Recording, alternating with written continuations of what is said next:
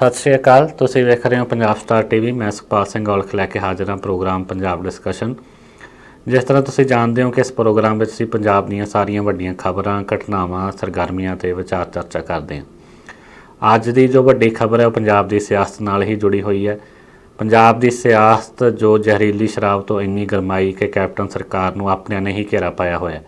ਇਹ ਘੇਰਾ ਲਗਾਤਾਰ ਵੱਧਦਾ ਜਾ ਰਿਹਾ। ਪਾਰਟੀ ਵਿੱਚ ਬਗਾਵਤੀ ਸੁਰ ਖੜ੍ਹੇ ਹੋਏ ਨੇ। ਜੋ ਮੁੱਖ ਤੌਰ 'ਤੇ ਆਪਣੇ ਵੱਲੋਂ ਵਿਰੋਧ ਕੀਤਾ ਜਾ ਰਿਹਾ ਉਹ ਪ੍ਰਤਾਪ ਸਿੰਘ ਬਾਜਵਾ ਮੈਂਬਰ ਰਾਜ ਸਭਾ ਅਤੇ ਸ਼ਮਸ਼ੇਰ ਸਿੰਘ ਦੂਲੋ ਉਹ ਵੀ ਮੈਂਬਰ ਰਾਜ ਸਭਾ ਨੇ। ਉਹਨਾਂ ਵੱਲੋਂ ਜ਼ਹਿਰੀਲੀ ਸ਼ਰਾਬ ਦੇ ਮੁੱਦੇ 'ਤੇ ਕੈਪਟਨ ਸਰਕਾਰ ਨੂੰ ਲਗਾਤਾਰ ਘੇਰਿਆ ਜਾ ਰਿਹਾ। ਜਦੋਂ ਇਹ ਜ਼ਹਿਰੀਲੀ ਸ਼ਰਾਬ ਵਾਲਾ ਕਾਂਡ ਵਾਪਰਿਆ, 120 ਤੋਂ ਵੱਧ ਲੋਕਾਂ ਦੀ ਮੌਤ ਹੋਈ, ਤਾਂ ਪ੍ਰਤਾਪ ਸਿੰਘ ਬਾਜਵਾ ਅਤੇ ਸ਼ਮਸ਼ੇਰ ਸਿੰਘ ਦੂਲੋ ਨੇ ਪੰਜਾਬ ਦੇ ਰਾਜਪਾਲ ਨਾਲ ਮੁਲਾਕਾਤ ਕੀਤੀ, ਉਹਨਾਂ ਤੋਂ ਜਾਂਚ ਦੀ ਮੰਗ ਕੀਤੀ। ਉਹਨਾਂ ਕਿਹਾ ਕਿ ਇਸ ਮਾਮਲੇ ਦੀ ਜਾਂਚ ਕਿਸੇ ਸੁਤੰਤਰ ਏਜੰਸੀ ਤੋਂ ਹੋਣੀ ਚਾਹੀਦੀ ਹੈ। ਇਸ ਤੋਂ ਬਾਅਦ ਪੰਜਾਬ ਕਾਂਗਰਸ ਦੇ ਪ੍ਰਧਾਨ ਸੁਨੀਲ ਜਾਖੜ ਵੱਲੋਂ ਉਹਨਾਂ 'ਤੇ ਪਲਟਵਾਰ ਕੀਤਾ ਗਿਆ। ਉਹਨਾਂ ਕਿਹਾ ਕਿ ਪ੍ਰਤਾਪ ਸਿੰਘ ਬਾਜਵਾ ਅਤੇ ਸ਼ਮਸ਼ੇਰ ਸਿੰਘ ਦੂਲੋ ਪਾਰਟੀ ਸਿਧਾਂਤਾਂ ਖਿਲਾਫ ਚੱਲ ਰਹੇ ਨੇ, ਪਾਰਟੀ ਨੂੰ ਨੁਕਸਾਨ ਪਹੁੰਚਾ ਰਹੇ ਨੇ। ਇਸ ਕਾਂਡ ਨੂੰ ਵਾਪਰੇ ਨੂੰ ਲਗਭਗ ਹਫ਼ਤਾ ਹੋਣ ਵਾਲਾ ਅਤੇ ਇਸ ਤੋਂ ਬਾਅਦ ਜੋ ਰਾਜਨੀਤੀ ਹੈ, ਖਾਸ ਕਰਕੇ ਪੰਜਾਬ ਕਾਂਗਰਸ ਦੀ ਅੰਦਰੂਨੀ ਰਾਜਨੀਤੀ, ਉਹ ਪੂਰੀ ਤਰ੍ਹਾਂ ਗਰਮਾਈ ਹੋਈ ਹੈ। ਹਾਲਾਂਕਿ ਕੈਪਟਨ ਅਮਰਿੰਦਰ ਸਿੰਘ ਇਸ ਮਾਮਲੇ 'ਤੇ ਅਜੇ ਤੱਕ ਖੁੱਲ੍ਹ ਕੇ ਨਹੀਂ ਬੋਲੇ। ਉਹਨਾਂ ਪ੍ਰਤਾਪ ਸਿੰਘ ਬਾਜਵਾ ਬਾਰੇ ਕੋਈ ਸਖਤ ਟਿੱਪਣੀ ਨਹੀਂ ਕੀਤੀ, ਪਰ ਸੁਨੀਲ ਜਾਖੜ ਅਤੇ ਪ੍ਰਤਾਪ ਸਿੰਘ ਬਾਜਵਾ ਆਮੋ ਸਾਹਮਣੇ ਨੇ। ਪ੍ਰਤਾਪ ਸਿੰਘ ਬਾਜਵਾ ਵੱਖ-ਵੱਖ ਆਪਣੀਆਂ ਇੰਟਰਵਿਊਜ਼ ਦੌਰਾਨ ਇਹ ਕਹਿ ਚੁੱਕੇ ਨੇ ਕਿ ਸੁਨੀਲ ਜਾਖੜ ਇੱਕ ਤੋਤੇ ਵਾਂਗ ਹੈ ਜਿਸ ਨੂੰ ਪਿੰਜਰ ਵਿੱਚ ਤਾੜਿਆ ਗਿਆ ਅਤੇ ਉਹ ਕੈਪਟਨ ਦੀ ਬੋਲੀ ਬੋਲਦਾ। ਉਹਨਾਂ ਸੁਨੀਲ ਜਾਖੜ 'ਤੇ ਸਿੱਧਾ ਵਾਰ ਕਰਦਿਆਂ ਕਿਹਾ ਕਿ ਉਹਨਾਂ ਨੇ ਸਿਰਫ ਜਾਖੜ ਨੂੰ ਇਹ ਬੇਨਤੀ ਕੀਤੀ ਸੀ ਕਿ ਜੇਕਰ ਉਹ ਗੁਰਦਾਸਪੁਰ ਤੋਂ ਚੋਣ ਲੜੇ ਨੇ ਤਾਂ ਬਟਾਲਾ ਖੇਤਰ ਉਸੇ ਗੁਰਦਾਸਪੁਰ ਅਧੀਨ ਪੈਂਦਾ, ਤਾਂ ਉੱਥੇ ਹੋਈਆਂ ਮੌਤਾਂ ਸੰਬੰਧੀ ਉਹਨਾਂ ਨੂੰ ਗੁਰਦਾਸਪੁਰ ਏਰੀਏ ਦਾ ਦੌਰਾ ਕਰਨਾ ਚਾਹੀਦਾ। ਉਹਨਾਂ ਕਿਹਾ ਕਿ ਜਾਖੜ ਅਤੇ ਕੈਪਟਨ ਪੰਜਾਬ ਕਾਂਗਰਸ ਲਈ ਲਗਾਤਾਰ ਨੁਕਸਾਨਦੇਹ ਸਾਬਤ ਹੋ ਰਹੇ ਨੇ। ਉਹਨਾਂ ਕਿਹਾ ਕਿ ਇਹਨਾਂ ਦੋਨਾਂ ਦੀ ਜੋੜੀ ਨੂੰ ਪੰਜਾਬ ਕਾਂਗਰਸ ਤੋਂ ਬਾਹਰ ਕਰਨਾ ਚਾਹੀਦਾ। ਸੁਨੀਲ ਜਾਖੜ ਨੇ ਕਿਹਾ ਕਿ ਇਸ ਮਾਮਲੇ ਨੂੰ ਹਾਈ ਕਮਾਂਡ ਤੱਕ ਲੈ ਕੇ ਗਏ ਨੇ। ਹਾਈ ਕਮਾਂਡ ਤੱਕ ਉਹਨਾਂ ਨੇ ਇਸ ਮਾਮਲੇ ਨੂੰ ਪਹੁੰਚਾਇਆ ਅਤੇ ਦੋਨਾਂ ਆਗੂਆਂ ਦੀ ਸ਼ਿਕਾਇਤ ਕੀਤੀ ਹੈ ਅਤੇ ਜਲਦੀ ਇਸ ਮਾਮਲੇ 'ਤੇ ਦੋਨਾਂ ਖਿਲਾਫ ਅਨੁਸ਼ਾਸਨੀ ਕਾਰਵਾਈ ਕੀਤੀ ਜਾਊਗੀ। ਪਰ ਇਸ ਦੇ ਬਾਵਜੂਦ ਅੱਜ ਤੱਕ ਪ੍ਰਤਾਪ ਸਿੰਘ ਬਾਜਵਾ ਲਗਾਤਾਰ ਵੱਡੇ ਬਿਆਨ ਦਾਗ ਰਹੇ ਨੇ। ਸਿੱਧੇ ਤੌਰ 'ਤੇ ਕੈਪਟਨ ਅਮਰਿੰਦਰ ਸਿੰਘ ਨੂੰ ਪੰਜਾਬ ਕਾਂਗਰਸ ਦੀ ਬੇੜੀ ਡੋਬਣ ਵਾਲਾ ਕਰਾਰ ਦੇ ਰਹੇ। ਉਹਨਾਂ ਕਿਹਾ ਕਿ ਜੇਕਰ ਇਹੀ ਹਾਲ ਰਿਹਾ ਤਾਂ ਪੰਜਾਬ ਵਿੱਚ ਮੁੜ ਕਦੇ ਵੀ ਕਾਂਗਰਸ ਸੱਤਾ ਵਿੱਚ ਨਹੀਂ ਆ ਸਕੇਗੀ। ਉਹਨਾਂ ਪੱਛਮੀ ਬੰਗਾਲ ਦਾ ਹਵਾਲਾ ਦਿੰਦਿਆਂ ਕਿਹਾ ਕਿ ਉੱਥੇ ਵੀ ਇਸ ਤਰ੍ਹਾਂ ਲੀਡਰਾਂ ਨੇ ਕਾਂਗਰਸ ਪਾਰਟੀ ਨੂੰ ਨੁਕਸਾਨ ਪਹੁੰਚਾਇਆ ਅਤੇ ਅੱਜ ਤੱਕ ਕਾਂਗਰਸ ਪੱਛਮੀ ਬੰਗਾਲ ਦੀ ਸੱਤਾ ਨਹੀਂ ਸਾਂਭ ਸਕੀ। ਇਸੇ ਤਰ੍ਹਾਂ ਹੀ ਸੁਨੀਲ ਜਾਖੜ ਅਤੇ ਕੈਪਟਨ ਅਮਰਿੰਦਰ ਸਿੰਘ ਨੁਕਸਾਨ ਕਰ ਰਹੇ ਨੇ। ਉਹਨਾਂ ਨੇ ਇਸ ਦਾਅਵੇ ਨੂੰ ਪੂਰੀ ਤਰ੍ਹਾਂ ਸਿਰਿਓਂ ਨਕਾਰ ਦਿੱਤਾ ਕਿ ਉਹ ਬੀਜੇਪੀ ਦੇ ਹੱਥਾਂ ਵਿੱਚ ਖੇਡ ਰਹੇ ਹੈ, ਕਿਉਂਕਿ ਕੁਝ ਕਾਂਗਰਸੀਆਂ ਨੇ ਦਾਅਵਾ ਕੀਤਾ ਸੀ ਕਿ ਪ੍ਰਤਾਪ ਸਿੰਘ ਬਾਜਵਾ ਹੋ ਸਕਦਾ ਹੈ ਕਿ ਬੀਜੇਪੀ ਦੇ ਕਹਿਣ 'ਤੇ ਅਜਿਹੇ ਬਾਗੀ ਸੁਰ ਅਖਤਿਆਰ ਕਰ ਰਹੇ ਹੋਣ। ਪਰ ਪ੍ਰਤਾਪ ਸਿੰਘ ਬਾਜਵਾ ਨੇ ਕਿਹਾ ਕਿ ਉਹਨਾਂ ਦਾ ਪਰਿਵਾਰ ਪੈਦਾਇਸ਼ੀ ਤੌਰ 'ਤੇ ਕਾਂਗਰਸੀ ਹੈ। ਉਹਨਾਂ ਕਿਹਾ ਕਿ ਅਸੀਂ ਕਈ ਦਹਾਕੇ ਪੰਜਾਬ ਕਾਂਗਰਸ ਦੀ ਸੇਵਾ ਕੀਤੀ ਹੈ। ਉਹਨੇ ਆਪਣੇ ਪਿਤਾ ਦਾ ਹਵਾਲਾ ਦਿੰਦਿਆਂ ਵੀ ਕਿਹਾ ਕਿ ਜਦੋਂ ਪੰਜਾਬ ਵਿੱਚ ਬੇਹੱਦ ਮਾੜਾ ਸਮਾਂ ਸੀ ਤਾਂ ਉਹ ਪੰਜਾਬ ਕਾਂਗਰਸ ਨਾਲ ਖੜ੍ਹੇ। ਉਹਨਾਂ ਦੇ ਪਿਤਾ ਨੇ ਪਾਰਟੀ ਲਈ ਸ਼ਹਾਦਤ ਵੀ ਦਿੱਤੀ। ਉਹਨਾਂ ਕਿਹਾ ਕਿ ਜਿਸ ਵਕਤ ਉਹ ਆਪਣੇ ਪਰਿਵਾਰ ਦੀ ਉਹਨਾਂ ਦੀ ਕੁਰਬਾਨੀ ਹੋਈ ਹੈ ਪੰਜਾਬ ਕਾਂਗਰਸ ਲਈ, ਤਾਂ ਉਸ ਵਕਤ ਸੁਨੀਲ ਜਾਖੜ ਰਾਜਸਥਾਨ ਬੈਠਾ ਸੀ। ਉਹਨਾਂ ਕਿਹਾ ਕਿ ਇਸ ਤੋਂ ਵੱਧ ਸ਼ਰਮਨਾਕ ਕੀ ਗੱਲ ਹੋ ਸਕਦੀ ਹੈ ਕਿ ਸੁਨੀਲ ਜਾਖੜ ਆਪਣੇ ਹੀ ਖੇਤਰ ਵਿੱਚ ਇੱਕ MC ਤੋਂ ਚੋਣ ਹਾਰ ਚੁੱਕਿਆ। ਇਸ ਮਾਮਲੇ ਵਿੱਚ ਸ਼ਮਸ਼ੇਰ ਸਿੰਘ ਦੂਲੋ ਖਿਲਾਫ ਇੱਕ ਧਰਨਾ ਪ੍ਰਦਰਸ਼ਨ ਹੋਇਆ ਯੂਥ ਕਾਂਗਰਸ ਵੱਲੋਂ।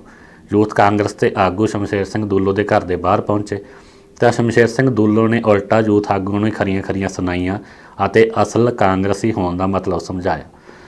ਹਾਲ ਦੀ ਘੜੀ ਪੰਜਾਬ ਕਾਂਗਰਸ ਇੱਕ ਡੂੰਘੇ ਸੰਕਟ ਵਿੱਚ ਗੁਜ਼ਰ ਰਹੀ ਹੈ।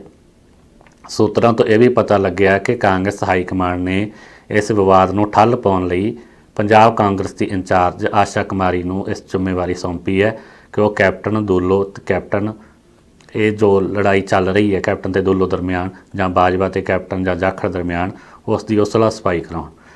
ਹਜੇ ਇਹ ਲੜਾਈ ਚੱਲ ਹੀ ਰਹੀ ਸੀ। ਇਸ ਮਾਮਲੇ 'ਚ ਇੱਕ ਹੋਰ ਵੱਡਾ ਬਾਗੀ ਸੁਰ ਅਪਣਾਉਂਦਿਆਂ ਹਲਕਾ ਭਲੱਥ ਤੋਂ ਕਾਂਗਰਸੀ ਆਗੂ ਰਣਜੀਤ ਸਿੰਘ ਰਾਣਾ, ਜੋ ਭਲੱਥ ਤੋਂ ਚੋਣ ਵੀ ਲੜ ਚੁੱਕੇ ਨੇ, ਉਹਨਾਂ ਨੇ ਕਪੂਰਥਲਾ ਦੇ ਵੱਡੇ ਕਾਂਗਰਸੀ ਆਗੂ ਅਤੇ ਸਾਬਕਾ ਕੈਬਨਿਟ ਮੰਤਰੀ ਰਾਣਾ ਗੁਰਜੀਤ ਸਿੰਘ 'ਤੇ ਗੰਭੀਰ ਇਲਜ਼ਾਮ ਲਾਇਆ।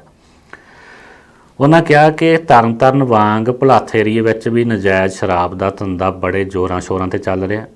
ਨਾ ਸਿਰਫ ਸ਼ਰਾਬ ਦਾ ਉਹਨਾਂ ਨੇ ਇਲਜ਼ਾਮ ਲਾਇਆ, ਉਹਨਾਂ ਕਿਹਾ ਕਿ ਕਈ ਹੋਰ ਗੈਰ ਕਾਨੂੰਨੀ ਧੰਦੇ ਜਿਨ੍ਹਾਂ ਵਿੱਚ ਰੇਤਾ ਵੀ ਸ਼ਾਮਲ ਹੈ ਉਹ ਰਾਣਾ ਗੁਰਜੀਤ ਸਿੰਘ ਦੇ ਇਸ਼ਾਰਿਆਂ ਤੇ ਚੱਲ ਰਿਹਾ। ਇੱਕ ਕਾਂਗਰਸੀ ਆਗੂ ਨੇ ਆਪਣੇ ਹੀ ਕਾਂਗਰਸੀ ਆਗੂ ਤੇ ਇਲਜ਼ਾਮ ਲਾਇਆ। ਉਹਨਾਂ ਕਿਹਾ ਇਸ ਤੋਂ ਇਲਾਵਾ ਉਹ ਇੱਥੇ ਹੀ ਨਹੀਂ ਰੁਕੇ, ਉਹਨਾਂ ਨੇ ਭੁਲੱਥ ਵਿੱਚ ਇੱਕ ਰੋਸ ਪ੍ਰਦਰਸ਼ਨ ਕਰਕੇ ਰਾਣਾ ਗੁਰਜੀਤ ਸਿੰਘ ਦਾ ਪੁਤਲਾ ਤੱਕ ਫੂਕ ਦਿੱਤਾ।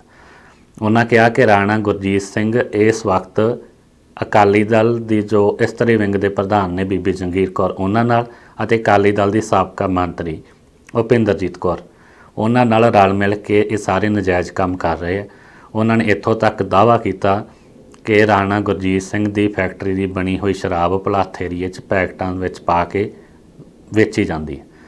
ਹੁਣ ਇਹ ਸੰਕਟ ਦਾ ਅੰਦਾਜ਼ਾ ਅਸੀਂ ਸਹਿਜੇ ਲਗਾ ਸਕਦੇ ਹਾਂ ਕਿ ਆਪਣਿਆਂ ਵੱਲੋਂ ਆਪਣੀ ਸਰਕਾਰ ਨੂੰ ਘੇਰਿਆ ਜਾ ਰਿਹਾ। ਕੈਪਟਨ ਸਰਕਾਰ ਦੀ ਜਵਾਬਦੇਹੀ ਇਹਨਾਂ ਗੱਲਾਂ ਤੇ ਬਣਦੀ ਹੈ ਤੇ ਰਾਜਨੀਤਿਕ ਮਾਹਰ ਇਸ ਲੜਾਈ ਨੂੰ ਇੱਕ ਅੰਜਾਮ ਦੀ ਲੜਾਈ ਕਰਾਰ ਦੇ ਰਹੇ। ਉਹਨਾਂ ਕਿਹਾ ਕਿ ਕੈਪਟਨ ਦਾ ਦਬਦਬਾ ਬੇਸ਼ੱਕ ਮੰਤਰੀ ਮੰਡਲ ਤੱਕ ਕਾਇਮ ਹੈ, ਪਰ ਕਿਤੇ ਨਾ ਕਿਤੇ ਹਾਰੇ ਹੋਏ ਜੋ ਵਿਧਾਇਕ ਨੇ ਜਾਂ ਜੋ ਪੁਰਾਣੇ ਕਾਂਗਰਸੀ ਨੇ ਉਹ ਅੰਦਰ ਅੰਦਰ ਹੀ ਔਖ ਮਹਿਸੂਸ ਕਰਦੇ ਨੇ ਕਿ ਉਹਨਾਂ ਦੀ ਆਪਣੀ ਸਰਕਾਰ ਵਿੱਚ ਕੋਈ ਪੁੱਛ ਪੜਤਾਲ ਨਹੀਂ। ਮਾਲਵਾ ਖੇਤਰ 'ਚ ਤਾਂ ਵਿਸ਼ੇਸ਼ ਤੌਰ 'ਤੇ ਇਹ ਧਾਰਨਾ ਹੈ ਕਿ ਅਜੇ ਤੱਕ ਅਕਾਲੀਆਂ ਦੀ ਸਰਕਾਰ ਚੱਲਦੀ ਹੈ ਅਤੇ ਕਾਂਗਰਸੀ ਵਰਕਰਾਂ ਦੀ ਕੋਈ ਬਹੁਤੀ ਪੁੱਛ ਪੜਤਾਲ ਨਹੀਂ। ਪਿਛਲੇ ਦਿਨੀ ਕੋਟਕਪੂਰਾ ਦੀ ਇੱਕ ਵੀਡੀਓ ਆਡੀਓ ਸੋਸ਼ਲ ਮੀਡੀਆ ਤੇ ਕਾਫੀ ਵਾਇਰਲ ਹੋਈ, ਜਿਸ ਵਿੱਚ ਯੂਥ ਕਾਂਗਰਸ ਦਾ ਪ੍ਰਧਾਨ ਇੱਕ ਥਾਣੇਦਾਰ ਨਾਲ ਗੱਲ ਕਰ ਰਿਹਾ ਅਤੇ ਉਹ ਆਡੀਓ ਵੀ ਚਰਚਾ ਦਾ ਵਿਸ਼ਾ ਬਣੀ। ਕਹਿਣ ਤੋਂ ਭਾਵ ਕਿ ਪੰਜਾਬ ਕਾਂਗਰਸ ਦਾ ਅੰਦਰੂਨੀ ਸੰਕਟ ਲਗਾਤਾਰ ਗਹਿਰਾਉਂਦਾ ਜਾ ਰਿਹਾ। ਨਵਜੋਤ ਸਿੰਘ ਸਿੱਧੂ ਤੋਂ ਬਾਅਦ ਹੁਣ ਪ੍ਰਤਾਪ ਸਿੰਘ ਬਾਜਵਾ ਨੇ ਆਰ-ਪਾਰ ਦੀ ਲੜਾਈ ਦਾ ਐਲਾਨ ਕਰ ਦਿੱਤਾ। ਉਹਨਾਂ ਕਿਹਾ ਕਿ ਕੈਪਟਨ ਜਿੰਨਾ ਟਾਈਮ ਪੰਜਾਬ ਕਾਂਗਰਸ 'ਚ ਨਹੀਂ, ਪੰਜਾਬ ਕਾਂਗਰਸ ਦਾ ਭਲਾ ਨਹੀਂ ਹੋ ਸਕਦਾ। ਇਸ ਲੜਾਈ ਤੋਂ ਬਾਅਦ ਅਕਾਲੀ ਦਲ ਦੇ ਹੌਸਲੇ ਜ਼ਰੂਰ ਬੁਲੰਦ ਹੋਏ ਆ, ਲਗਾਤਾਰ ਕੈਪਟਨ ਸਰਕਾਰ ਤੇ ਉਹ ਨਿਸ਼ਾਨੇ ਸਾਧ ਰਹੇ ਆ, ਪਰ ਜ਼ਹਿਰੀਲੀ ਸ਼ਰਾਬ ਵਾਲਾ ਮਾਮਲਾ ਕਿਤੇ ਨਾ ਕਿਤੇ Bajwa versus captain versus Jakhar ਦੀ ਲੜਾਈ ਚੁਲਝ ਕੇ ਰਹਿ ਗਿਆ। ਆਮ ਲੋਕ ਅਜੇ ਵੀ ਸਵਾਲ ਪੁੱਛ ਰਹੇ ਨੇ ਕਿ 120 ਲੋਕਾਂ ਦੀ ਮੌਤ ਦਾ ਜ਼ਿੰਮੇਵਾਰ ਅਸਲ 'ਚ ਹੈ ਕੌਣ। ਉਸ ਮਾਮਲੇ ਬਾਰੇ ਪੰਜਾਬ ਦਾ ਮੀਡੀਆ ਵੀ ਬਹੁਤੀ ਕਵਰੇਜ ਨਹੀਂ ਕਰ ਰਿਹਾ। ਸਿਰਫ ਇਸ ਮਾਮਲੇ ਨੂੰ ਤਵੱਜੋ ਦਿੱਤੀ ਜਾ ਰਹੀ ਹੈ ਕਿ ਪੰਜਾਬ ਕਾਂਗਰਸ 'ਚ ਅੰਦਰੂਨੀ ਖਿੱਚੋਤਾਣ ਹੋ ਰਹੀ ਹੈ। ਇਸ ਮਾਮਲੇ 'ਤੇ ਆਖਰ ਜਵਾਬ ਕੌਣ ਦੇਵੇਗਾ ਕਿ 120 ਲੋਕਾਂ ਦੀ ਮੌਤ ਦਾ ਜ਼ਿੰਮੇਵਾਰ ਕੌਣ ਹੈ। 4-5 ਜ਼ਿਲ੍ਹਿਆਂ 'ਚ ਫੈਲਿਆ ਜ਼ਹਿਰੀਲੀ ਸ਼ਰਾਬ ਦਾ ਨੈਟਵਰਕ ਕਿਸ ਦੇ ਇਸ਼ਾਰਿਆਂ 'ਤੇ ਚੱਲਦਾ ਸੀ। ਪੰਜਾਬ ਪੁਲਿਸ ਨੇ ਜਾਂ ਪੰਜਾਬ ਸਰਕਾਰ ਨੇ ਅਜੇ ਤੱਕ ਇਸ ਮਾਮਲੇ 'ਤੇ ਚੁੱਪ ਵੱਟੀ ਹੋਈ ਹੈ। ਪੰਜਾਬ ਕਾਂਗਰਸ ਦਾ ਅੰਦਰੂਨੀ ਸੰਕਟ ਇਹ ਕਿੱਥੋਂ ਤੱਕ ਚੱਲੇਗਾ ਜਾਂ ਇਸ ਦਾ ਅੰਜਾਮ ਕੀ ਹੋਵੇਗਾ, ਇਹ ਆਉਣ ਵਾਲਾ ਸਮਾਂ ਦੱਸੇਗਾ। ਪਰ ਹਾਲ ਦੀ ਘੜੀ ਕੈਪਟਨ ਤੇ ਅਤੇ ਪੰਜਾਬ ਕਾਂਗਰਸ ਦੇ ਮੁਖੀ ਸੁਨੀਲ ਜਾਖੜ ਤੇ ਵੱਡੇ ਸਵਾਲ ਆਪਣਿਆਂ ਵੱਲੋਂ ਚੁੱਕੇ ਜਾ ਰਹੇ ਹੈ ਅਤੇ ਵਿਰੋਧੀ ਧਿਰਾਂ ਨੂੰ ਇਸ ਮਾਮਲੇ 'ਤੇ ਬੋਲਣ ਦਾ ਕੋਈ ਬਹੁਤਾ ਮੌਕਾ ਮਿਲ ਹੀ ਨਹੀਂ ਰਿਹਾ। ਅਗਲੀ ਗੱਲ ਕਰਾਂਗੇ ਆਮ ਆਦਮੀ ਪਾਰਟੀ ਦੀ। ਆਮ ਆਦਮੀ ਪਾਰਟੀ ਹੁਣ ਇੱਕ ਵਾਰ ਫਿਰ ਚਰਚਾ 'ਚ ਹੈ। ਆਮ ਆਦਮੀ ਪਾਰਟੀ ਦੇ ਦਿੱਲੀ ਤੋਂ ਵਿਧਾਇਕ ਜਰਨੈਲ ਸਿੰਘ ਉਹ ਫਿਰ ਚਰਚਾ 'ਚ ਨੇ। ਜਰਨੈਲ ਸਿੰਘ ਬਾਰੇ ਤੁਹਾਨੂੰ ਦੱਸ ਦਈਏ ਕਿ ਆਮ ਆਦਮੀ ਪਾਰਟੀ ਦੀ ਸਰਕਾਰ 'ਚ ਦਿੱਲੀ ਤੋਂ MLA ਵੀ ਰਹੇ ਨੇ। ਉਹਨਾਂ ਨੂੰ ਪਿਛਲੀਆਂ ਪੰਜਾਬ ਵਿਧਾਨ ਸਭਾ ਚੋਣਾਂ 'ਚ ਲੰਬੀ ਤੋਂ ਪ੍ਰਕਾਸ਼ ਸਿੰਘ ਬਾਦਲ ਖਿਲਾਫ ਚੋਣ ਵੀ ਲੜਾਈ ਗਈ ਸੀ। ਅਰਵਿੰਦ ਕੇਜਰੀਵਾਲ ਉਹਨਾਂ ਨੂੰ ਦਿੱਲੀ ਦਾ ਸ਼ੇਰ ਕਹਿ ਕੇ ਕਹਿੰਦੇ ਰਹੇ ਹੈ। ਔਰ ਇਸ ਮਾਮਲੇ ਵਿੱਚ ਹੁਣ ਜੋ ਨਵਾਂ ਤਾਜ਼ਾ ਮਾਮਲਾ ਹੈ ਕਿ ਜਰਨੈਲ ਸਿੰਘ ਦੀ ਫੇਸਬੁੱਕ 'ਤੇ ਉਹਨਾਂ ਵੱਲੋਂ ਇੱਕ ਪੋਸਟ ਪਾਈ ਗਈ ਅਤੇ ਉਸ ਪੋਸਟ ਨੂੰ ਆਧਾਰ ਬਣਾ ਕੇ ਉਹਨਾਂ ਨੂੰ ਪਾਰਟੀ ਤੋਂ ਸਸਪੈਂਡ ਕਰ ਦਿੱਤਾ ਗਿਆ। ਇਹ ਪੋਸਟ ਰਾਮ ਮੰਦਰ ਬਾਰੇ ਸੀ, ਜੋ ਕੁਝ ਘੰਟਿਆਂ ਬਾਅਦ ਹੀ ਉਹਨਾਂ ਨੇ ਆਪਣੀ ਪ੍ਰੋਫਾਈਲ ਤੋਂ ਹਟਾ ਦਿੱਤੀ ਸੀ। ਇਸ ਤੋਂ ਬਾਅਦ ਅਗਲੇ ਦਿਨ ਉਹਨਾਂ ਨੇ ਇਸ ਪੋਸਟ 'ਤੇ ਸਪਸ਼ਟੀਕਰਨ ਦਿੰਦਿਆਂ ਕਿਹਾ ਕਿ ਉਹਨਾਂ ਦਾ ਮੋਬਾਈਲ ਆਨਲਾਈਨ ਕਲਾਸ ਲਈ ਉਹਨਾਂ ਦੇ ਬੱਚੇ ਕੋਲ ਸੀ ਅਤੇ ਉਹਨਾਂ ਦੇ ਬੱਚੇ ਨੇ ਇਹ ਸਟੇਟਸ ਕਿਤੋਂ ਕਾਪੀ ਪੇਸਟ ਕਰਕੇ ਉਹਨਾਂ ਦੀ ਫੇਸਬੁੱਕ 'ਤੇ ਅਪਲੋਡ ਕਰ ਦਿੱਤਾ। ਇਸ ਮਾਮਲੇ 'ਤੇ ਤੁਰੰਤ ਕਾਰਵਾਈ ਕਰਦਿਆਂ ਆਮ ਆਦਮੀ ਪਾਰਟੀ ਦੀ ਹਾਈ ਕਮਾਂਡ ਨੇ ਜਰਨੈਲ ਸਿੰਘ ਨੂੰ ਪਾਰਟੀ ਦੀ ਮੁੱਢਲੀ ਮੈਂਬਰਸ਼ਿਪ ਤੋਂ ਖਾਰਜ ਕਰ ਦਿੱਤਾ। ਇਸ ਤੋਂ ਬਾਅਦ ਇਸ ਮਾਮਲੇ ਦਾ ਅਸਰ ਪੰਜਾਬ ਦੀ ਰਾਜਨੀਤੀ 'ਤੇ ਵੱਡੇ ਰੂਪ 'ਚ ਵੇਖਣ ਨੂੰ ਮਿਲ ਰਿਹਾ। ਅਰਵਿੰਦ ਕੇਜਰੀਵਾਲ ਦੇ ਕੱਟੜ ਵਿਰੋਧੀ ਮੰਨੇ ਜਾਂਦੇ ਸੁਖਪਾਲ ਸਿੰਘ ਖਹਿਰਾ ਨੇ ਇਸ ਮਾਮਲੇ 'ਤੇ ਤਿੱਖਾ ਹਮਲਾ ਅਰਵਿੰਦ ਕੇਜਰੀਵਾਲ 'ਤੇ ਬੋਲਿਆ। ਉਹਨਾਂ ਨੇ ਫੇਸਬੁੱਕ 'ਤੇ ਆਪਣੇ ਵਿਚਾਰ ਪ੍ਰਗਟ ਕਰਦਿਆਂ ਕਿਹਾ ਕਿ ਜਰਨੈਲ ਸਿੰਘ ਨੂੰ ਬਲੀ ਦਾ ਵੱਖਰਾ ਬਣਾਇਆ ਗਿਆ। ਅਰਵਿੰਦ ਕੇਜਰੀਵਾਲ ਕਿਸੇ ਵੀ ਪੰਜਾਬ ਹਿਤੈਸ਼ੀ ਜਾਂ ਪੰਥ ਹਿਤੈਸ਼ੀ ਆਗੂ ਨੂੰ ਪ੍ਰਵਾਨ ਨਹੀਂ ਕਰਦੇ। ਉਹਨਾਂ ਕਿਹਾ ਕਿ ਕੋਈ ਪਹਿਲਾ ਮੌਕਾ ਨਹੀਂ ਹੈ ਕਿਸੇ ਪੰਜਾਬ ਹਿਤੈਸ਼ੀ ਜਾਂ ਪੰਥ ਦੇ ਹਿਤੈਸ਼ੀ ਲੀਡਰ ਨੂੰ ਪਾਰਟੀ ਤੋਂ ਬਾਹਰ ਦਾ ਰਸਤਾ ਵਿਖਾਇਆ ਗਿਆ ਹੋਵੇ। ਉਹਨਾਂ ਨੇ ਵੱਖ-ਵੱਖ ਆਗੂਆਂ ਦਾ ਹਵਾਲਾ ਦਿੰਦੇ ਹੋਏ ਕਿਹਾ ਕਿ ਇਸ ਤੋਂ ਪਹਿਲਾਂ ਸਾਬਕਾ MP ਧਰਮਵੀਰ ਗਾਂਧੀ, ਹਰਿੰਦਰ ਸਿੰਘ ਖਾਲਸਾ, ਸੁੱਚਾ ਸਿੰਘ ਛੋਟੇਪੁਰ, ਉਹਨਾਂ ਨੂੰ ਵੀ ਨਿਸ਼ਾਨਾ ਬਣਾਇਆ ਗਿਆ ਸੀ। ਉਹਨਾਂ ਨੇ ਕਈ ਵੱਡੇ ਸਵਾਲ ਅਰਵਿੰਦ ਕੇਜਰੀਵਾਲ ਨੂੰ ਇਸ ਮਾਮਲੇ ਤੇ ਪੁੱਛੇ। ਉਹਨਾਂ ਕਿਹਾ ਕਿ ਜੇਕਰ ਆਮ ਆਦਮੀ ਪਾਰਟੀ ਦਾ MP ਸ਼ਰਾਬ ਪੀ ਕੇ ਤਖ਼ਤ ਸ੍ਰੀ ਦਮਦਮਾ ਸਾਹਿਬ ਜਾ ਸਕਦਾ ਤਾਂ ਉਹਨਾਂ ਤੇ ਅਜੇ ਤੱਕ ਕਾਰਵਾਈ ਕਿਉਂ ਨਹੀਂ ਕੀਤੀ ਗਈ। ਇਸ ਤੋਂ ਇਲਾਵਾ ਉਹਨਾਂ ਕਿਹਾ ਕਿ ਆਮ ਆਦਮੀ ਪਾਰਟੀ ਦੇ ਆਪਣੇ ਹੀ ਲੀਡਰਾਂ ਵੱਲੋਂ ਸਿੱਖ ਗੁਰੂ ਸਾਹਿਬਾਨ ਖਿਲਾਫ ਪਹਿਲਾਂ ਕਈ ਕਵਿਤਾਵਾਂ ਦੇ ਰੂਪ 'ਚ ਹਮਲਾ ਬੋਲਿਆ ਗਿਆ ਤਾਂ ਅਜੇ ਤੱਕ ਉਹਨਾਂ ਖਿਲਾਫ ਕਾਰਵਾਈ ਕਿਉਂ ਨਹੀਂ ਕੀਤੀ ਗਈ। ਇਸ ਤੋਂ ਇਲਾਵਾ ਸਿੱਖ ਪ੍ਰਚਾਰਕ ਹਰਜੀਤ ਸਿੰਘ ਢਪਾਲੀ ਨੇ ਵੀ ਅਰਵਿੰਦ ਕੇਜਰੀਵਾਲ ਦੇ ਇਸ ਐਕਸ਼ਨ ਦੀ ਨਿੰਦਾ ਕੀਤੀ ਹੈ। ਉਹਨਾਂ ਕਿਹਾ ਕਿ ਜਰਨੈਲ ਸਿੰਘ ਨੂੰ ਪੰਥ ਹਿਤੈਸ਼ੀ ਹੋਣ ਕਰਕੇ ਇਸ ਕਾਰਵਾਈ ਦਾ ਹਿੱਸਾ ਬਣਾਇਆ ਗਿਆ। ਪਟਿਆਲਾ ਤੋਂ ਸਾਬਕਾ MP ਡਾਕਟਰ ਧਰਮਵੀਰ ਗਾਂਧੀ ਨੇ ਵੀ ਇਸ ਮਾਮਲੇ ਤੇ ਆਪਣੀ ਪ੍ਰਤੀਕਿਰਿਆ ਦਿੱਤੀ ਹੈ। ਉਹਨਾਂ ਕਿਹਾ ਕਿ ਅਰਵਿੰਦ ਕੇਜਰੀਵਾਲ ਕਿਸੇ ਵੀ ਆਗੂ ਨੂੰ ਆਪਣੀ ਪਾਰਟੀ ਵਿੱਚ ਬਰਦਾਸ਼ਤ ਨਹੀਂ ਕਰਦੇ ਜਿਸ ਆਗੂ ਦਾ ਲੋਕਾਂ ਵਿੱਚ ਆਧਾਰ ਹੋਵੇ, ਜੋ ਲੋਕਾਂ ਨਾਲ ਸਿੱਧੇ ਤੌਰ ਤੇ ਜੁੜਿਆ ਹੋਵੇ। ਉਹਨਾਂ ਨੇ ਉਦਾਹਰਨ ਦੇ ਤੌਰ ਤੇ ਕਿਹਾ ਕਿ ਪਾਰਟੀਆਂ ਵਿੱਚ ਕਈ ਤਰ੍ਹਾਂ ਦੇ ਮਸਲੇ ਹੁੰਦੇ ਆ, ਕਈ ਵੱਡੇ ਵਿਵਾਦ ਖੜੇ ਹੋ ਜਾਂਦੇ ਆ, ਪਰ ਇਹਨਾਂ ਵਿਵਾਦਾਂ ਨੂੰ ਸੁਲਝਾਉਣ ਜਾਂ ਅੰਜਾਮ ਤੱਕ ਲਿਜਾਣ ਲਈ ਇੱਕ ਪ੍ਰਕਿਰਿਆ ਹੋਣੀ ਚਾਹੀਦੀ ਹੈ। ਉਹਨਾਂ ਕਿਹਾ ਕਿ ਵੱਡੇ ਵੱਡੇ ਘੁਟਾਲਿਆਂ ਵਾਲੇ ਲੀਡਰ ਜੇਕਰ ਪਾਰਟੀਆਂ 'ਚ ਰਹਿ ਸਕਦੇ ਆ ਤਾਂ ਇੱਕ ਫੇਸਬੁੱਕ ਪੋਸਟ ਨੂੰ ਆਧਾਰ ਬਣਾ ਕੇ ਜਰਨੈਲ ਸਿੰਘ ਨੂੰ ਪਾਰਟੀ ਵਿੱਚੋਂ ਕੱਢਣਾ ਬਿਲਕੁਲ ਨਜਾਇਜ਼ ਅਤੇ ਗਲਤ ਕਾਰਵਾਈ ਹੈ। ਹਾਲਾਂਕਿ ਸਿੱਖ ਹਲਕਿਆਂ ਵਿੱਚ ਇਸ ਕਾਰਵਾਈ ਨੂੰ ਲੈ ਕੇ ਚਰਚਾ ਸ਼ੁਰੂ ਹੋ ਗਈ ਹੈ। ਕੁਝ ਸਿੱਖ ਹਲਕਿਆਂ ਨੇ ਇਸ ਗੱਲ ਦਾ ਵਿਰੋਧ ਵੀ ਕੀਤਾ ਕਿਉਂਕਿ ਜਰਨੈਲ ਸਿੰਘ ਨੇ ਇਹ ਜੋ ਪੋਸਟ ਪਾਈ ਸੀ ਉਹ ਰਾਮ ਮੰਦਰ ਨੂੰ ਲੈ ਕੇ ਪਾਈ ਸੀ। ਉਸ ਤੋਂ ਬਾਅਦ ਅਗਲੇ ਦਿਨ ਉਹਨਾਂ ਨੇ ਸਪਸ਼ਟੀਕਰਨ ਦਿੰਦਿਆਂ ਕਿਹਾ ਕਿ ਉਹ ਸਾਰੇ ਧਰਮਾਂ ਦਾ ਸਤਿਕਾਰ ਕਰਦੇ ਨੇ ਅਤੇ ਇਹ ਪੋਸਟਰ ਗਲਤੀ ਨਾਲ ਉਹਨਾਂ ਦੇ ਪੁੱਤਰ ਵੱਲੋਂ ਪਾ ਦਿੱਤੀ ਗਈ ਅਤੇ ਉਹ ਗੁਰੂ ਤੇਗ ਬਹਾਦਰ ਦੇ ਸਿਧਾਂਤ 'ਤੇ ਚੱਲਦੇ ਹੋਏ ਸਾਰੇ ਧਰਮਾਂ ਦਾ, ਧਰਮ ਗੁਰੂਆਂ ਦਾ ਸਤਿਕਾਰ ਕਰਦੇ ਨੇ। ਆਉਣ ਵਾਲੇ ਦਿਨਾਂ 'ਚ ਇਹ ਮਾਮਲਾ ਹੋਰ ਤੂਲ ਫੜ ਸਕਦਾ, ਪਰ ਕਿਤੇ ਨਾ ਕਿਤੇ ਆਮ ਆਦਮੀ ਪਾਰਟੀ ਵੱਲੋਂ ਬਿਨਾਂ ਕਿਸੇ ਕਾਰਨ ਦੱਸੋ ਨੋਟਿਸ ਦੇ ਜਰਨੈਲ ਸਿੰਘ ਨੂੰ ਬਾਹਰ ਦਾ ਰਸਤਾ ਵਿਖਾਉਣਾ ਆਮ ਆਦਮੀ ਪਾਰਟੀ ਲਈ ਫਿਰ ਸਿਰਦਰਦੀ ਬਣਦਾ ਜਾ ਰਿਹਾ। ਹੁਣ ਸਮਾਂ ਹੋ ਗਿਆ ਇੱਕ ਬ੍ਰੇਕ ਦਾ, ਮਿਲਦੇ ਹਾਂ ਬ੍ਰੇਕ ਤੋਂ ਬਾਅਦ। ਬ੍ਰੇਕ ਤੋਂ ਬਾਅਦ ਪ੍ਰੋਗਰਾਮ ਪੰਜਾਬ ਡਿਸਕਸ਼ਨ ਵਿੱਚ ਤੁਹਾਡਾ ਮੁੜ ਸਵਾਗਤ ਹੈ। ਗੱਲ ਕਰਾਂਗੇ ਹਰਿਆਣਾ ਸਿੱਖ ਗੁਰਦੁਆਰਾ ਪ੍ਰਬੰਧਕ ਕਮੇਟੀ ਦੀ। ਜਿਸ ਤਰ੍ਹਾਂ ਅਸੀਂ ਕੁਝ ਦਿਨ ਪਹਿਲਾਂ ਤੁਹਾਨੂੰ ਖਬਰ ਦਿੱਤੀ ਸੀ ਕਿ ਬਲਜੀਤ ਸਿੰਘ ਦਾਦੂਵਾਲ ਨੂੰ ਹਰਿਆਣਾ ਸਿੱਖ ਗੁਰਦੁਆਰਾ ਕਮੇਟੀ ਦਾ ਕਾਰਜਕਾਰੀ ਪ੍ਰਧਾਨ ਚੁਣਿਆ ਗਿਆ। ਬੀਤੇ ਦਿਨ ਉਹਨਾਂ ਨੂੰ ਪੱਕਾ ਪ੍ਰਧਾਨ ਹਰਿਆਣਾ ਗੁਰਦੁਆਰਾ ਕਮੇਟੀ ਥਾਪ ਦਿੱਤਾ ਗਿਆ।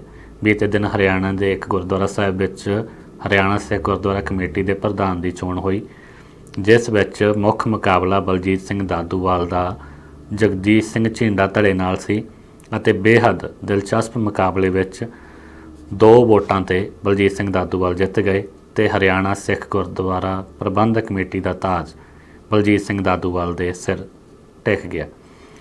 ਬਲਜੀਤ ਸਿੰਘ ਦਾਦੂਵਾਲ ਕਿਸੇ ਜਾਣ ਪਹਿਚਾਣ ਦੇ ਮੁਹਤਾਜ ਨਹੀਂ। ਮਾਲਵਾ ਖੇਤਰ 'ਚ ਵੱਡੇ ਸਿੱਖ ਪ੍ਰਚਾਰਕ ਵਜੋਂ ਉਹਨਾਂ ਦਾ ਨਾਮ ਜਾਣਿਆ ਜਾਂਦਾ। 2015 ਵਿੱਚ ਚੱਬਾ ਵਿਖੇ ਹੋਏ ਸਰਬੱਤ ਖਾਲਸਾ ਨੇ ਉਹਨਾਂ ਨੂੰ ਤਖ਼ਤ ਸ੍ਰੀ ਦਮਦਮਾ ਸਾਹਿਬ ਤਲਵੰਡੀ ਸਾਬੋ ਦਾ ਜਥੇਦਾਰ ਵੀ ਥਾਪਿਆ ਸੀ। ਜਦੋਂ ਹਰਿਆਣਾ ਸਿੱਖ ਗੁਰਦੁਆਰਾ ਕਮੇਟੀ ਬਣੀ ਸੀ ਹੁੱਡਾ ਸਰਕਾਰ ਵੇਲੇ ਤਾਂ ਉਸ ਵਕਤ ਗੁਰਦੁਆਰਿਆਂ ਦਾ ਕਾਰਜਭਾਰ ਸੰਭਾਲਣ ਵਿੱਚ ਬਲਜੀਤ ਸਿੰਘ ਦਾਦੂਵਾਲ ਦਾ ਇੱਕ ਵੱਡਾ ਹੱਥ ਸੀ ਅਤੇ ਬਾਦਲ ਦਲ ਦੇ ਕੱਟੜ ਵਿਰੋਧੀ ਵਜੋਂ ਉਹਨਾਂ ਨੂੰ ਦੇਖਿਆ ਜਾਂਦਾ। ਹੁਣ ਜਦੋਂ ਇਹ ਚੋਣ ਉਹ ਜਿੱਤ ਗਏ ਨੇ ਤਾਂ ਇਸ ਦੇ ਰਾਜਨੀਤਿਕ ਮਾਇਨੇ ਵੱਖਰੇ ਵੱਖਰੇ ਹੋਣਗੇ। ਇਸ ਦਾ ਪ੍ਰਭਾਵ ਪੰਜਾਬ ਦੀ ਪੰਥਕ ਰਾਜਨੀਤੀ 'ਤੇ ਜ਼ਰੂਰ ਪਵੇਗਾ। ਬੇਸ਼ੱਕ ਉਹ 2 ਵੋਟਾਂ 'ਤੇ ਪ੍ਰਧਾਨ ਬਣੇ ਨੇ, ਪਰ ਹਰਿਆਣਾ ਸਿੱਖ ਗੁਰਦੁਆਰਾ ਕਮੇਟੀ ਦਾ ਜੋ ਸਥਾਪਨਾ ਦਾ ਮਸਲਾ ਹੈ ਉਹ ਸੁਪਰੀਮ ਕੋਰਟ ਵਿੱਚ ਸੁਣਵਾਈ ਅਧੀਨ ਹੈ। ਸੁਪਰੀਮ ਕੋਰਟ ਨੇ ਇਸ ਕਮੇਟੀ ਦੇ ਪ੍ਰਬੰਧ ਸਾਂਭਣ ਨੂੰ ਲੈ ਕੇ ਹੁਕਮ ਦਿੱਤੇ ਹੋਏ ਨੇ ਕਿ ਜਿੰਨੇ ਗੁਰਦੁਆਰਿਆਂ ਦਾ ਪ੍ਰਬੰਧ ਹਰਿਆਣਾ ਸਿੱਖ ਗੁਰਦੁਆਰਾ ਕਮੇਟੀ ਸਾਂਭ ਚੁੱਕੀ ਹੈ ਉਹ ਸਥਿਤੀ ਉਸੇ ਤਰ੍ਹਾਂ ਬਰਕਰਾਰ ਰੱਖੀ ਜਾਵੇ ਅਤੇ ਜੋ ਗੁਰਦੁਆਰਾ ਸਾਹਿਬਾਨ ਦਾ ਪ੍ਰਬੰਧ ਸ਼੍ਰੋਮਣੀ ਗੁਰਦੁਆਰਾ ਪ੍ਰਬੰਧਕ ਕਮੇਟੀ ਅੰਮ੍ਰਿਤਸਰ ਕੋਲੇ ਹੈ ਉਹ ਉਹਨਾਂ ਕੋਲੇ ਰਵੇ। ਇਹ ਮਾਮਲਾ ਹਜੇ ਕਾਨੂੰਨੀ ਤੌਰ 'ਤੇ ਸੁਪਰੀਮ ਕੋਰਟ ਵਿੱਚ ਹੈ, ਪਰ ਉਹਨਾਂ ਦੇ ਪ੍ਰਧਾਨ ਬਣਨ ਤੋਂ ਬਾਅਦ ਪੰਜਾਬ ਦੀ ਸਿਆਸਤ ਵਿੱਚ ਇੱਕ ਵਾਰ ਫਿਰ ਸਰਗਰਮੀਆਂ ਸ਼ੁਰੂ ਹੋ ਗਈਆਂ ਨੇ, ਖਾਸ ਕਰਕੇ ਪੰਥਕ ਰਾਜਨੀਤੀ ਵਿੱਚ। ਮਨਜੀਤ ਸਿੰਘ ਜੀਕੇ ਨੇ ਉਹਨਾਂ ਨੂੰ ਵਧਾਈ ਦਿੱਤੀ ਹੈ। ਉਹਨਾਂ ਕਿਹਾ ਕਿ ਬਲਜੀਤ ਸਿੰਘ ਦਾਦੂਵਾਲ ਨੂੰ ਪ੍ਰਧਾਨ ਬਣਨ 'ਤੇ ਵਧਾਈ ਦਿੰਦੇ ਨੇ। ਉਹਨਾਂ ਕਿਹਾ ਕਿ ਇਹ ਅਜੇ ਸ਼ੁਰੂਆਤ ਹੈ ਕਿ ਹਰਿਆਣੇ ਵਿੱਚੋਂ ਬਾਦਲ ਦਲ ਦਾ ਜੋ ਗਲਬ ਹੈ, ਪ੍ਰਭਾਵ ਹੈ, ਉਹ ਖਤਮ ਕੀਤਾ ਜਾ ਰਿਹਾ। ਉਹਨਾਂ ਕਿਹਾ ਕਿ ਇਸ ਦਾ ਦੂਜਾ ਪੜਾਅ ਦਿੱਲੀ ਹੋਵੇਗਾ। ਉਹਨਾਂ ਕਿਹਾ ਕਿ ਦਿੱਲੀ ਵਿੱਚ ਹੋਣ ਵਾਲੀਆਂ ਗੁਰਦੁਆਰਾ ਕਮੇਟੀ ਦੀਆਂ ਚੋਣਾਂ ਵਿੱਚ ਉਹਨਾਂ ਦੀ ਪਾਰਟੀ ਜਿੱਤ ਹਾਸਲ ਕਰੇਗੀ। ਉਹਨਾਂ ਕਿਹਾ ਕਿ ਹੌਲੀ ਹੌਲੀ ਬਾਦਲ ਦਲ ਦਾ ਪ੍ਰਭਾਵ ਗੁਰਦੁਆਰਾ ਸਾਹਿਬਾਨ ਤੋਂ ਖਤਮ ਕੀਤਾ ਜਾਵੇਗਾ, ਉਹਨਾਂ ਦਾ ਕਬਜ਼ਾ ਖਤਮ ਕੀਤਾ ਜਾਵੇਗਾ। ਜਦ ਕਿ ਇਸੇ ਮਾਮਲੇ 'ਤੇ ਆਪਣੀ ਪ੍ਰਤੀਕਿਰਿਆ ਦਿੰਦਿਆਂ ਅਕਾਲੀ ਦਲ ਦੇ ਬੁਲਾਰੇ ਵਿਰਸਾ ਸਿੰਘ ਵਲਟੋਹਾ ਨੇ ਕਿਹਾ ਕਿ ਉਹਨਾਂ ਨੂੰ ਇਸ ਨਾਲ ਕੋਈ ਬਹੁਤਾ ਫਰਕ ਨਹੀਂ ਪੈਂਦਾ ਕਿ ਹਰਿਆਣਾ ਸਿੱਖ ਗੁਰਦੁਆਰਾ ਕਮੇਟੀ ਦਾ ਪ੍ਰਧਾਨ ਕੌਣ ਬਣਿਆ। ਉਹਨਾਂ ਕਿਹਾ ਕਿ ਇਹ ਆਪੂ ਬਣੇ ਪ੍ਰਧਾਨ ਨੇ ਅਤੇ ਇਸ ਦਾ ਪੰਜਾਬ ਦੀ ਸਿਆਸਤ ਜਾਂ ਅਕਾਲੀ ਦਲ ਨੂੰ ਕੋਈ ਫਰਕ ਨਹੀਂ ਪਵੇਗਾ। ਪਰ ਜੇ ਰਾਜਨੀਤਿਕ ਮਾਹਰਾਂ ਦੀ ਮੰਨੀਏ ਤਾਂ ਹਰਿਆਣਾ ਸਿੱਖ ਗੁਰਦੁਆਰਾ ਕਮੇਟੀ ਦੀ ਜੋ ਸਥਾਪਨਾ ਹੈ ਉਹ ਹਰਿਆਣੇ ਵਿੱਚ ਵਿਧਾਨ ਸਭਾ ਦੁਆਰਾ ਇੱਕ ਆਰਡੀਨੈਂਸ ਪਾਸ ਕਰਕੇ ਕੀਤੀ ਗਈ ਹੈ, ਜਿਸ ਨੂੰ ਕਾਨੂੰਨੀ ਤੌਰ 'ਤੇ ਖਤਮ ਕਰਨਾ ਸ਼੍ਰੋਮਣੀ ਅਕਾਲੀ ਦਲ ਲਈ ਜਾਂ ਸ਼੍ਰੋਮਣੀ ਗੁਰਦੁਆਰਾ ਪ੍ਰਬੰਧਕ ਕਮੇਟੀ ਲਈ ਇੱਕ ਵੱਡੀ ਚੁਣੌਤੀ ਹੈ। ਇਹ ਇੱਕ ਲੰਮੀ ਕਾਨੂੰਨੀ ਲੜਾਈ ਹੋ ਸਕਦੀ ਹੈ ਜੋ ਸੁਪਰੀਮ ਕੋਰਟ ਵਿੱਚ ਸੁਣਵਾਈ ਅਧੀਨ ਹੈ। ਇਸ ਮਾਮਲੇ ਦਾ ਪੰਜਾਬ ਦੀ ਰਾਜਨੀਤੀ 'ਤੇ ਯਕੀਨਨ ਤੌਰ 'ਤੇ ਅਸਰ ਹੋਣ ਦੀ ਸੰਭਾਵਨਾ ਹੈ, ਕਿਉਂਕਿ ਬਲਜੀਤ ਸਿੰਘ ਦਾਦੂਵਾਲ ਦਾ ਪੰਜਾਬ ਦੇ ਮਾਲਵਾ ਖੇਤਰ ਵਿੱਚ ਵੱਡਾ ਪ੍ਰਭਾਵ ਮੰਨਿਆ ਜਾਂਦਾ ਹੈ ਅਤੇ ਬਰਗਾੜੀ ਮੋਰਚੇ ਵਿੱਚ ਵੀ ਉਹਨਾਂ ਨੇ ਅਹਿਮ ਭੂਮਿਕਾ ਨਿਭਾਈ ਸੀ। ਹਾਲ ਦੀ ਘੜੀ ਬਲਜੀਤ ਸਿੰਘ ਦਾਦੂਵਾਲ ਸੁਰਖੀਆਂ ਵਿੱਚ ਬਣੇ ਹੋਏ ਨੇ। ਜੇ ਅਗਲੀ ਖਬਰ ਦੀ ਗੱਲ ਕਰੀਏ ਤਾਂ ਇਹ ਪੰਜਾਬ ਦੀ ਅਫਸਰਸ਼ਾਹੀ ਨਾਲ ਜੁੜੀ ਹੋਈ ਹੈ। ਇਹ ਕੋਈ ਪਹਿਲਾ ਮੌਕਾ ਨਹੀਂ ਹੈ ਜਦੋਂ ਕਿਸੇ ਕਾਂਗਰਸੀ ਵਿਧਾਇਕ ਦੇ ਕਿਸੇ ਅਫਸਰ ਡਾਕਟਰ ਨਾਲ ਸਿੰਘ ਫਸੇ ਹੋਣ। ਇਸ ਤੋਂ ਪਹਿਲਾਂ ਅਸੀਂ ਵੇਖਿਆ ਕਿ ਫਾਜ਼ਿਲਕਾ ਦੇ MLA ਦੀ ਇੱਕ ਆਡੀਓ ਵਾਇਰਲ ਹੋਈ ਸੀ, ਉਸ ਦੇ SHO ਨਾਲ ਗੱਲ ਕਰਦਿਆਂ ਦੀ ਇੱਕ ਆਡੀਓ ਵਾਇਰਲ ਹੋਈ ਸੀ, ਜਿਸ ਵਿੱਚ ਉਹਨਾਂ ਨੇ SHO ਨੂੰ ਸ਼ਰੇਆਮ ਧਮਕੀਆਂ ਦਿੱਤੀਆਂ ਸੀ ਕਿ ਉਹ ਉਹਨਾਂ ਦਾ ਬਿਸਤਰਾ ਗੋਲ ਕਰਾ ਦੇਣਗੇ। ਹੁਣ ਇਸੇ ਤਰ੍ਹਾਂ ਦਾ ਮਾਮਲਾ ਮੋਗਾ ਤੋਂ ਸਾਹਮਣੇ ਆਇਆ। ਮੋਗਾ ਤੋਂ ਕਾਂਗਰਸੀ ਵਿਧਾਇਕ ਡਾਕਟਰ ਹਰਜੋਤ ਕਮਲ ਜੋ ਇੱਕ ਖੁਦ ਡਾਕਟਰ ਨੇ, ਉਹਨਾਂ ਦਾ ਜੋ ਮਾਮਲਾ ਇੱਕ ਸਿਵਲ ਹਸਪਤਾਲ ਦੇ gazetted officer doctor Ritu Jain ਨਾਲ ਉਲਝ ਗਿਆ, ਜੋ ਇੱਕ ਮਹਿਲਾ ਡਾਕਟਰ ਨੇ। ਉਹਨਾਂ ਨੇ ਮਹਿਲਾ ਡਾਕਟਰ ਨੇ ਇਲਜ਼ਾਮ ਲਾਇਆ ਕਿ ਡਾਕਟਰ ਹਰਜੋਤ ਕਮਲ ਨੇ ਉਹਨਾਂ ਨਾਲ ਗਲਤ ਵਿਵਹਾਰ ਕੀਤਾ, ਉਹਨਾਂ ਨਾਲ ਮਾੜੀ ਸ਼ਬਦਾਵਲੀ ਵਰਤੀ ਅਤੇ ਉਹਨਾਂ ਨੂੰ ਧਮਕੀ ਦੇ ਕੇ ਕਿਹਾ ਕਿ ਉਹਨਾਂ ਦੀ ਬਦਲੀ ਕਰਾ ਦੇਣਗੇ ਅਤੇ ਰਾਤੇ ਰਾਤ ਉਹਨਾਂ ਦੀ ਬਦਲੀ ਲੁਧਿਆਣੇ ਕਰਵਾ ਵੀ ਦਿੱਤੇ ਗਏ। ਜਦ ਕਿ ਕਾਂਗਰਸੀ ਵਿਧਾਇਕ ਡਾਕਟਰ ਹਰਜੋਤ ਕਮਲ, ਜਿਨ੍ਹਾਂ ਦੀ ਕਰੋਨਾ ਰਿਪੋਰਟ ਵੀ ਪੋਜ਼ੀਟਿਵ ਆਈ ਹੈ, ਉਹਨਾਂ ਦਾ ਕਹਿਣਾ ਕਿ ਉਹ ਆਪਣਾ ਕਰੋਨਾ ਟੈਸਟ ਕਰਾਉਣ ਗਏ ਸੀ ਅਤੇ ਉਹਨਾਂ ਨੇ ਸਿਰਫ ਡਾਕਟਰ ਸਾਹਿਬ ਨੂੰ ਇਹ ਬੇਨਤੀ ਕੀਤੀ ਸੀ ਕਿ ਉਹ ਲੋਕਾਂ ਨਾਲ ਸਹੀ ਵਿਵਹਾਰ ਕਰਨ ਜੋ 6 ਮਹੀਨਿਆਂ ਤੋਂ ਇੱਥੇ ਇਸ ਮਹਾਂਮਾਰੀ ਵਿੱਚ ਫਸੇ ਹੋਏ ਨੇ। ਉਹਨਾਂ ਕਿਹਾ ਕਿ ਉਹ ਹੱਥ ਜੋੜ ਕੇ ਸਾਰਿਆਂ ਤੋਂ ਮਾਫੀ ਮੰਗਦੇ ਨੇ ਅਤੇ ਸਾਰਿਆਂ ਦਾ ਸਤਿਕਾਰ ਕਰਦੇ ਨੇ। ਉਹਨਾਂ ਕਿਹਾ ਕਿ ਇਸ ਮਾਮਲੇ ਨਾਲ ਉਹਨਾਂ ਦਾ ਕੋਈ ਲੈਣ ਦੇਣ ਨਹੀਂ ਹੈ, ਪਰ ਡਾਕਟਰ ਦੀ ਜੋ ਯੂਨੀਅਨ ਹੈ ਉਹਨਾਂ ਨੇ ਕਾਂਗਰਸੀ ਵਿਧਾਇਕ ਡਾਕਟਰ ਹਰਜੋਤ ਕਮਲ 'ਤੇ ਸਿੱਧੇ ਤੌਰ 'ਤੇ ਇਲਜ਼ਾਮ ਲਾਉਂਦਿਆਂ ਕਿਹਾ ਕਿ ਉਹਨਾਂ ਨੇ ਡਾਕਟਰ ਸਾਹਿਬਾਨ ਦਾ ਅਪਮਾਨ ਕੀਤਾ ਅਤੇ ਰਾਤੇ ਰਾਤ ਬਦਲੀ ਕਰਾ ਕੇ ਆਪਣੀ ਜੋ ਧੌਂਸ ਹੈ ਉਹ ਡਾਕਟਰ ਸਾਹਿਬਾਨ ਨੂੰ ਦਿਖਾਈ ਹੈ। ਹੁਣ ਇਸ ਮਾਮਲੇ ਨੂੰ ਲੈ ਕੇ ਮੋਗਾ ਦੇ ਸਿਵਲ ਹਸਪਤਾਲ ਵਿੱਚ ਹੀ ਵੱਡਾ ਸੰਕਟ ਖੜਾ ਹੋ ਗਿਆ। ਡਾਕਟਰਾਂ ਨੇ ਇਕਜੁੱਟ ਹੋ ਕੇ ਇਸ ਮਾਮਲੇ 'ਤੇ ਧਰਨਾ ਦਿੱਤਾ। ਉਹਨਾਂ ਕਿਹਾ ਕਿ ਜੇਕਰ ਸੋਮਵਾਰ ਤੱਕ ਡਾਕਟਰ ਰਿਤੂ ਜੈਨ ਦੀ ਬਦਲੀ ਵਾਪਸ ਮੋਗੇ ਨਾ ਕੀਤੀ ਗਈ ਅਤੇ ਜੇਕਰ ਡਾਕਟਰ ਹਰਜੋਤ ਕਮਲ ਜੋ MLA ਨੇ ਮੋਗਾ ਤੋਂ, ਉਹਨਾਂ ਨੇ ਜਨਤਕ ਤੌਰ 'ਤੇ ਮਾਫੀ ਨਾ ਮੰਗੀ ਤਾਂ ਸੋਮਵਾਰ ਤੋਂ ਮੋਗਾ ਦੇ ਸਿਵਲ ਹਸਪਤਾਲ ਵਿੱਚ ਜੋ ਸਿਹਤ ਸੇਵਾਵਾਂ ਨੇ ਉਹ ਠੱਪ ਕਰ ਦਿੱਤੀਆਂ ਜਾਣਗੀਆਂ। ਇਹ ਮਾਮਲਾ ਕੁਛ ਵੀ ਹੋਵੇ, ਚਾਹੇ ਇਹ ਰਾਜਨੀਤਿਕ ਹੋਵੇ, ਪਰ ਸੋਚਣ ਵਾਲੀ ਗੱਲ ਇਹ ਹੈ ਕਿ ਇਕਲੌਤਾ ਸਿਵਲ ਹਸਪਤਾਲ ਜੋ ਕਰੋਨਾ ਮਹਾਂਮਾਰੀ 'ਚ ਕਈ ਲੋਕਾਂ ਲਈ ਸਹਾਰਾ ਹੈ, ਜੇਕਰ ਉਸ ਦੀਆਂ ਸੇਵਾਵਾਂ ਸੋਮਵਾਰ ਤੋਂ ਠੱਪ ਹੋ ਜਾਣਗੀਆਂ ਤਾਂ ਜਵਾਬਦੇਹ ਕੌਣ ਹੋਵੇਗਾ। ਇਸ ਮਾਮਲੇ ਨੂੰ ਸਾਰਿਆਂ ਨੂੰ ਆਪਣੀ ਸੂਝ-ਬੂਝ ਨਾਲ ਅਤੇ ਸਿਆਣਪ ਨਾਲ ਹੱਲ ਕਰਨਾ ਚਾਹੀਦਾ ਤਾਂ ਜੋ ਆਮ ਲੋਕ ਹੋਰ ਸਿਰਦਰਦੀ ਤੋਂ ਇਸ ਕਰੋਨਾ ਮਹਾਂਮਾਰੀ ਤੋਂ ਬਚ ਸਕਣ। ਹੁਣ ਗੱਲ ਕਰਾਂਗੇ ਪਾਵਰਕਾਮ ਅਤੇ ਬਠਿੰਡਾ ਥਰਮਲ ਪਲਾਂਟ ਦੀ। ਬਠਿੰਡਾ ਥਰਮਲ ਪਲਾਂਟ ਜੋ ਪਿਛਲੇ ਕਈ ਦਹਾਕਿਆਂ ਤੋਂ ਚਰਚਾ 'ਚ ਰਿਹਾ, ਜਿਸ ਨੂੰ ਬੰਦ ਕਰਨ ਦਾ ਫੈਸਲਾ ਹੋ ਚੁੱਕਿਆ, ਜਿਸ ਨੂੰ ਵੇਚਣ ਦਾ ਫੈਸਲਾ ਹੋ ਚੁੱਕਿਆ।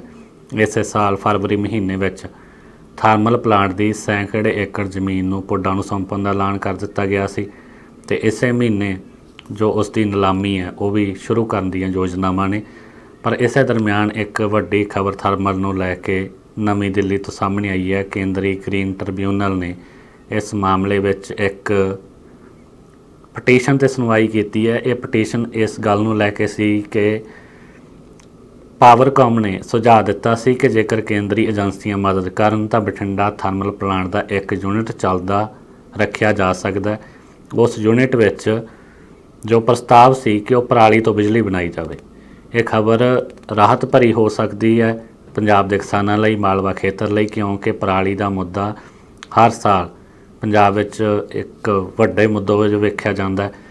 ਵਾਤਾਵਰਨ ਨੂੰ ਲੈ ਕੇ ਕਈ ਸਵਾਲ ਖੜ੍ਹੇ ਹੁੰਦੇ ਆ, ਪਰ ਇਹ ਇੱਕ ਚੰਗੀ ਪਹਿਲ ਸੀ ਜੇਕਰ ਇਸ ਥਰਮਲ ਪਲਾਂਟ ਵਿੱਚ ਪਰਾਲੀ ਤੋਂ ਬਿਜਲੀ ਬਣਾਈ ਜਾਂਦੀ। ਪਰ ਕੇਂਦਰੀ ਗ੍ਰੀਨ ਟ੍ਰਿਬਿਊਨਲ ਨੇ ਇਸ ਮਾਮਲੇ 'ਤੇ 10 ਅਗਸਤ ਨੂੰ ਸੁਣਵਾਈ ਕੀਤੀ। ਉਹਨਾਂ ਨੇ ਨੋਟਿਸ ਜਾਰੀ ਕੀਤਾ ਸੀ ਪਾਵਰਕਾਮ ਨੂੰ ਅਤੇ ਪੰਜਾਬ ਪ੍ਰਦੂਸ਼ਣ ਕੰਟਰੋਲ ਬੋਰਡ ਨੂੰ, पर इस मामले ते उन्होंने गेंद पंजाब सरकार के पाले में सुੱਟ ਦਿੱਤੀ है। उन्होंने कहा कि इस मामले ਵਿੱਚ पंजाब ਦੀਆਂ ਏਜੰਸੀਆਂ ने देखना कि की करना है। इस मामले ਵਿੱਚ ਹੁਣ फिर पावरकॉम एक बार सवालों के घेरे 'ਚ है कि जेकर पावरकॉम चाਹੁੰਦਾ ਜਾਂ पंजाब सरकार ਚਾਹੁੰਦੀ है तो बठिंडा थर्मल प्लांट ਨੂੰ विकसित करके उत्थे पराली तो बिजली बनाई जा सकती है। पर ਇਹਦੇ ਕੋਈ ਬਹੁਤੇ ਅਸਾਰ ਨਜ਼ਰ ਨਹੀਂ ਆਉਂਦੇ क्योंकि पंजाब सरकार ਅਤੇ पावरकॉम ਪਹਿਲਾਂ ही इस थर्मल प्लांट का ਅਧਿਕਾਰਤ तौर पर बिल्कुल इसनूं बंद करने का फैसला कर चुके हैं। इस दी जो मशीनरी है उसनूं ਢਾਉਣ की कार्रवाई शुरू हो गई है। पर आम लोग आम किसान जरूर ये उम्मीद कर रहे हैं कि जेकर ये प्रस्ताव लागू हो जाता है तो जेकर बठिंडा थर्मल प्लांट पराली तो बिजली बनानी शुरू कर दिता है तो वड्डी गिनती च किसान जो है वो राहत महसूस करनगे क्योंकि पराली है जो उसका कोई ठोस हल अजे तक नहीं मिलिया। ना ही कोई मशीनां वड्डी गिनती च जमीनी पद्धर ते पहुँचियां जो पराली का हल कर सकन। तो पंजाब सरकार नूं इस मामले ते जरूर गौर करना चाहिए क्योंकि पुड्डा कोल पंजाब विच खरीदण लई जां वेचण लई होर बहुत सारी जमीन बाकी है जिथे घर बनाए जा सकते हैं। पर जो बठिंडा थर्मल प्लांट क्योंकि बनया होया तो उसकी मशीनरी नूं सिर्फ चलदा करना कि वह पराली तो बिजली बना सके। तो किसान यूनीयन दी सिद्धूपुर की यह मंग है कि इस मामले पंजाब सरकार गौर करे क्योंकि पराली की समस्या का भी हल इहदे नाल ही हो रहा तो वातावरण पलीत होने तो भी बचेगा तो आम किसान भी राहत महसूस करनगे।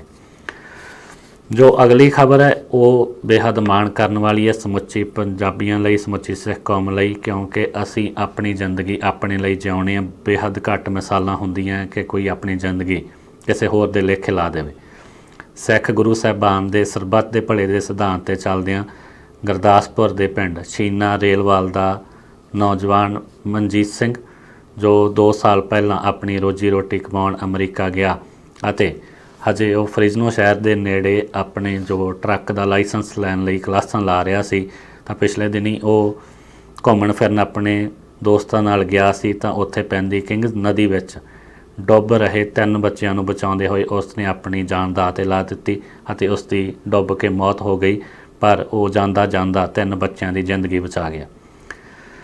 अमरीका के पुलिस अधिकारियों ने भी उसकी इस बहादरी नूं सलाम किया ਅਤੇ बचे हुए 3 बच्चों ते उन्हां दी माता ने भी उन्होंने मनजीत सिंह नूं श्रद्धांजलि दी है जिसने अपनी खुद की जान की परवाह ना करदे उन्हां 3 बच्चों की जान बचाई। दुनियावी तौर पर बेशक मनजीत सिंह का उन्हां बच्चों नाल कोई रिश्ता नहीं सी पर मनुखता का रिश्ता निभाउंदिआं अते सिख गुरु साहिबान दे सरबत दे भले दे सिद्धांत ते चलदिआं मनजीत सिंह ने एक बार फिर पूरी सिख कौम दा ते पंजाबियों का नाम उच्चा किया।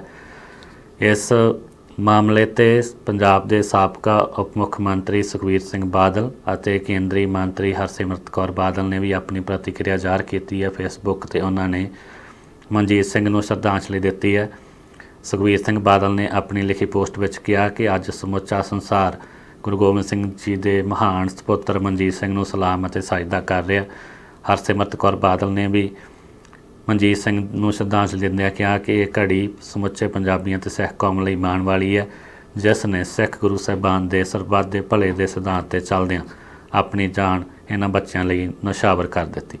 असीं भी मनजीत सिंह नूं श्रद्धांजलि भेंट करदे हां अते होर पंजाबियों तो उम्मीद करदे हां कि इस भज दौड़ भरी जिंदगी विच असीं भी अपने गुरु साहिबान वल्लों दित्ते सरबत दे भले दे सिद्धांत नूं अपनाईए। हुण समा हो गया तुहाडे तो इजाजत लैण दा। उम्मीद है तुहानूं ये प्रोग्राम पसंद आया होवेगा। अगले हफ्ते होर नवीं अपडेट खबरां लैके तुहाडे रूबरू होवांगे। हुण दिओ आग्या। धन्नवाद।